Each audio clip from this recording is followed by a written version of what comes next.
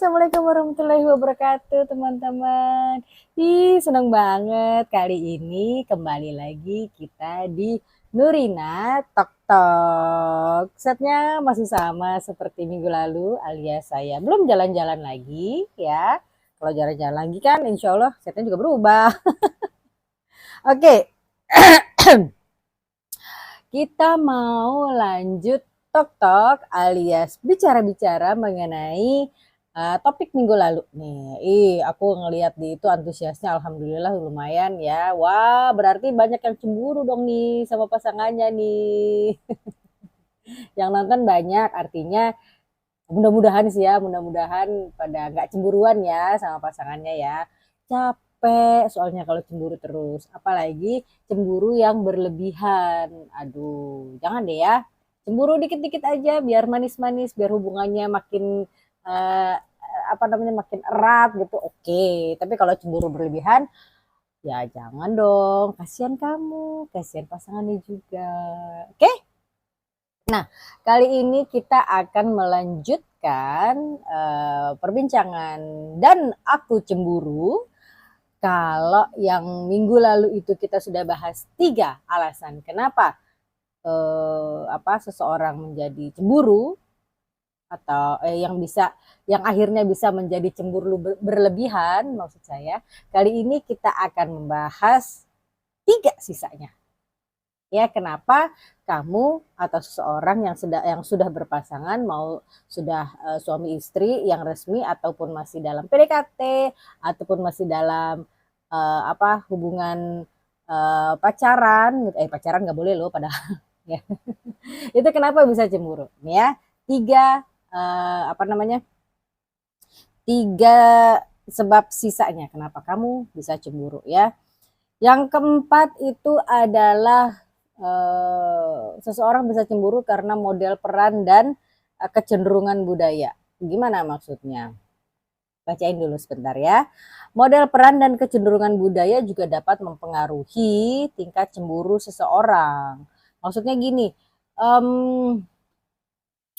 kan ada bukan stigma sih, ada kecenderungan budaya bahwa laki-laki itu harus bisa mengarahkan pasangannya gitu ya. Nah, jadi pada saat si pasangannya ini menurut dia itu tidak tidak bisa diarahkan, maksudnya kok dia ngobrol sih sama laki-laki lain atau kok deket-deket sama laki-laki lain. Nah, dia tuh langsung aduh, jangan-jangan aku sebagai laki-laki tidak bisa nih atau belum bisa nih mengarahkan dia nih. Nah, itu langsung muncul tuh tingkat kecemburuannya tuh. Ya. Nah, jadi budaya yang menekankan kepemilikan dan kontrol atas pasangan serta menyoroti nilai-nilai keunggulan menyoroti nilai-nilai seperti keunggulan dalam persaingan, nah cenderung menyebabkan tingkat cemburu yang lebih tinggi. Begitu juga model peran tradisional yang menempatkan nilai pada kesetiaan dan kepatuhan dalam hubungan dapat meningkatkan perasaan cemburu. Nah, itu tadi tuh. Jadi ketika pasangannya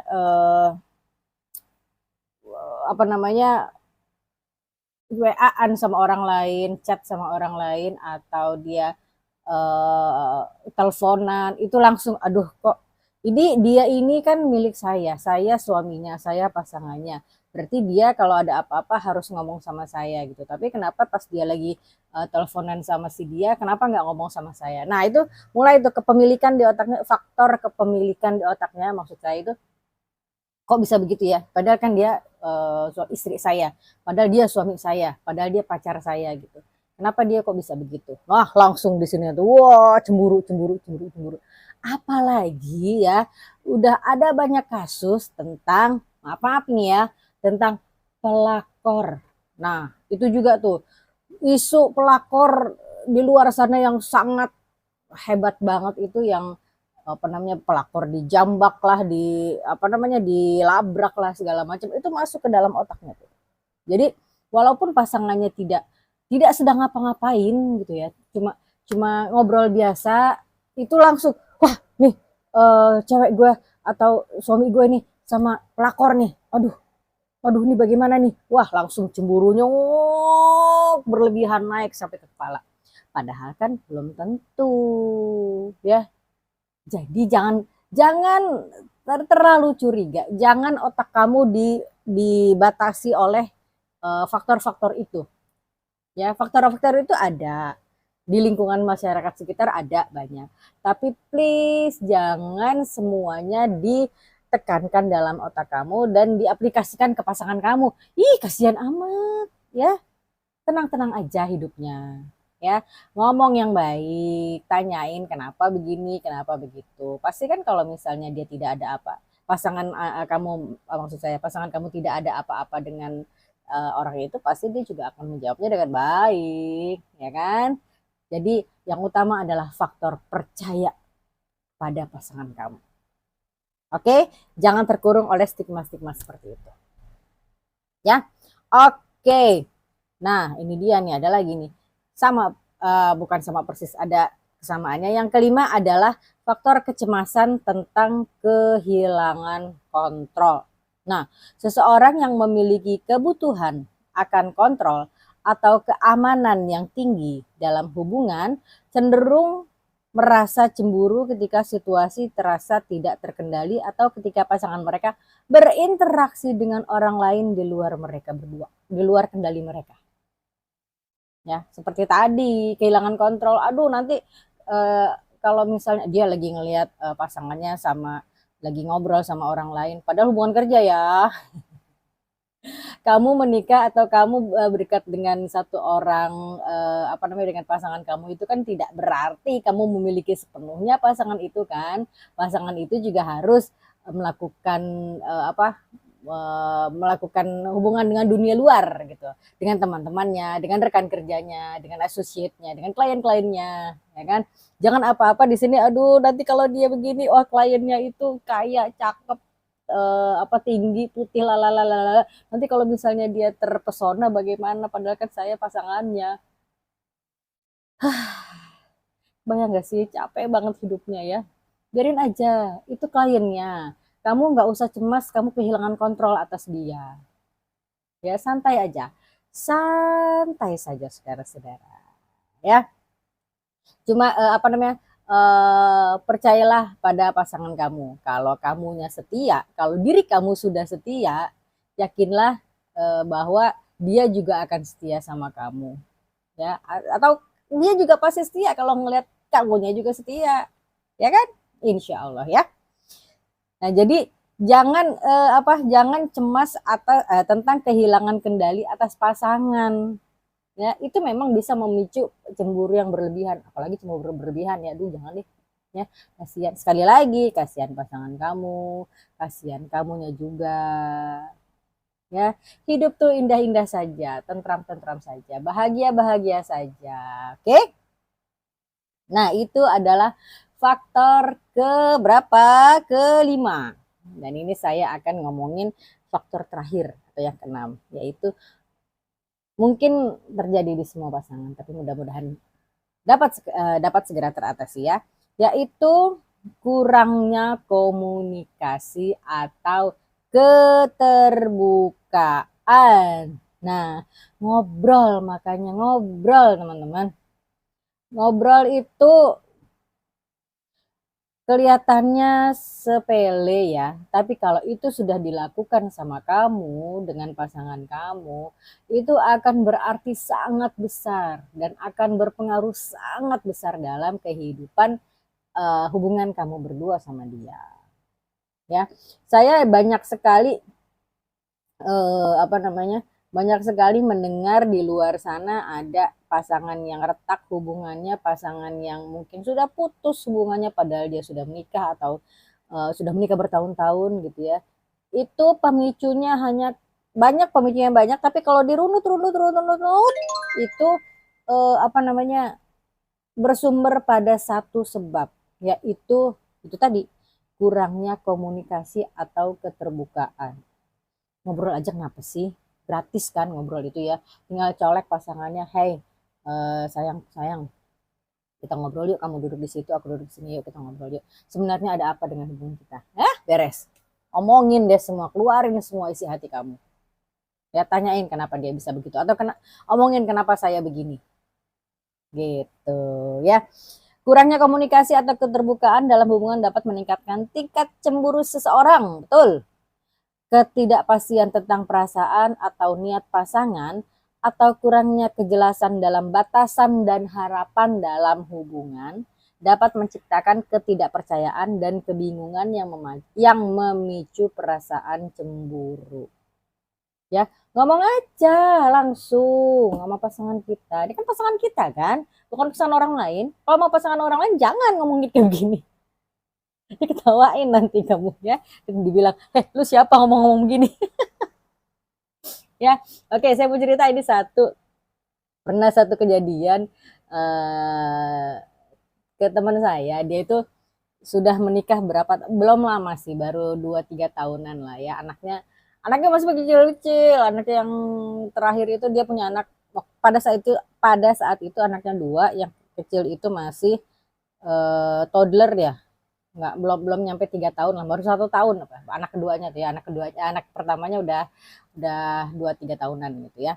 Nah, si suaminya ini kerja di satu perusahaan di mana kantornya itu menyiapkan satu ruangan khusus, dan bosnya itu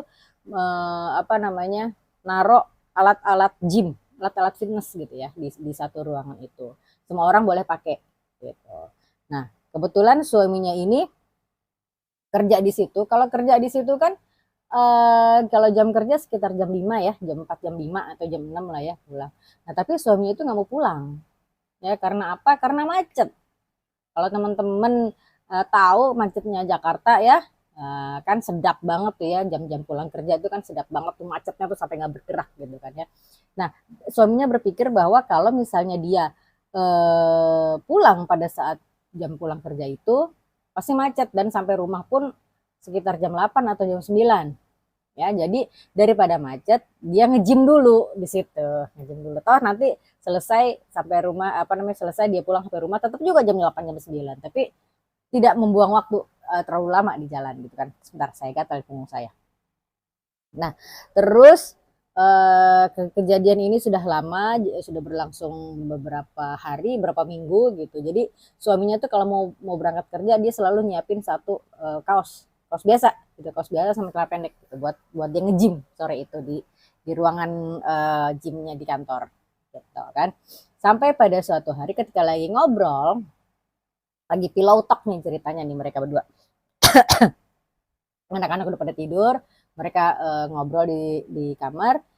Si suaminya bilang gini, sayang besok anterin aku yuk, kita ke mall gitu, ke toko yang jual peralatan olahraga gitu. Mau ngapain? Iya, aku mau beli kaos. Jadi pakai kaos itu aja kalau untuk nge-gym, gak usah pakai kaos-kaos yang lain.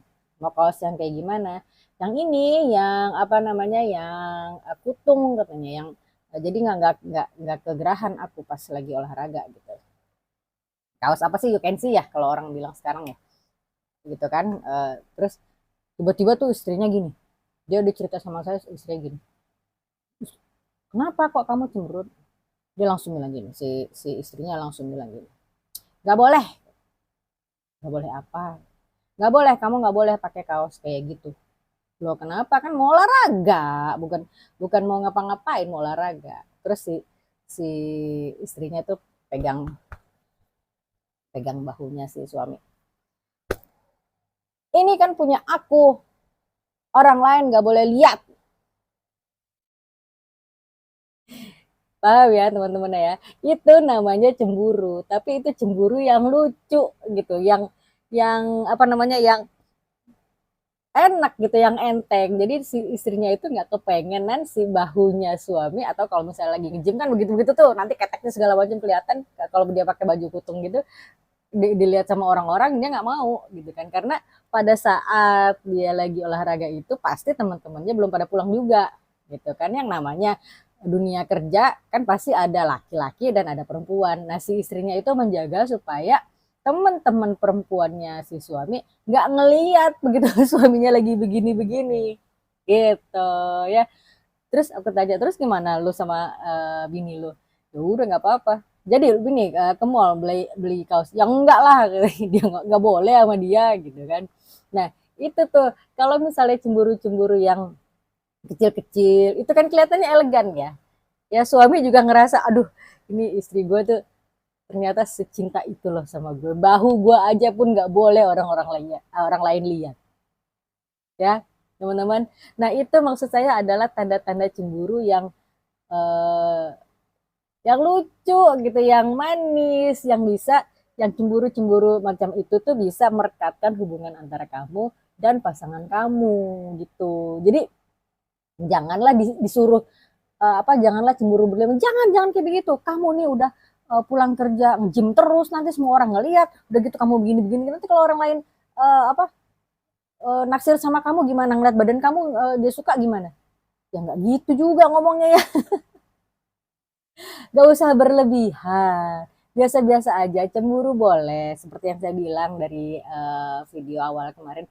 Cemburu boleh, kalau untuk merekatkan hubungan kamu dengan pasangan kamu itu boleh, tapi jangan berlebihan. Kenapa? Balik lagi, kasihan kamu dan kasihan pasangan kamu. Gitu ya. Wah, ternyata saya sudah ngomong banyak sekali.